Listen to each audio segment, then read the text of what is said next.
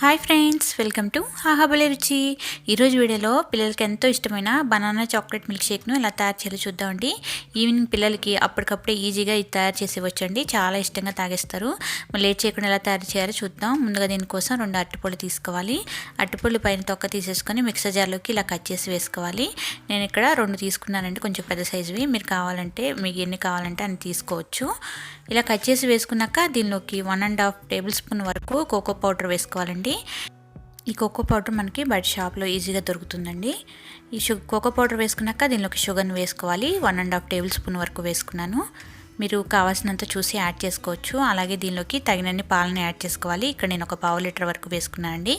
పాలను వేసాక దీన్ని కొన్ని ఐస్ క్యూబ్స్ కూడా వేసేసుకొని మూత పెట్టేసుకొని మెత్తగా గ్రైండ్ చేసి తీసుకోవాలండి. చాలా స్మూత్గా గ్రైండ్ చేసి తీసుకోవాలి.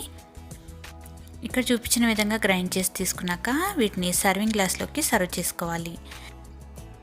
గ్లాస్లోకి వేసుకున్నాక దీనిపైన కొంచెం చాక్లెట్ సిరప్తో గార్నిష్ చేసేవండి. చాలా ఎంజాయ్ చేస్తూ తాగుతారండి. చాలా బాగా నచ్చుతుంది. మీరు కూడా ఈ రెసిపీని తప్పకుండా ట్రై చేసి మీకు ఎలా వచ్చిందో కామెంట్ చేయండి. మీకు ఈ రెసిపీ నచ్చితే లైక్ చేయండి, షేర్ చేయండి. మరిన్ని వెరైటీ రెసిపీస్ కోసం మన ఛానల్ని సబ్స్క్రైబ్ చేసుకొని పక్కనే ఉన్న గంట సింబల్ని క్లిక్ చేయండి. Thank you for watching.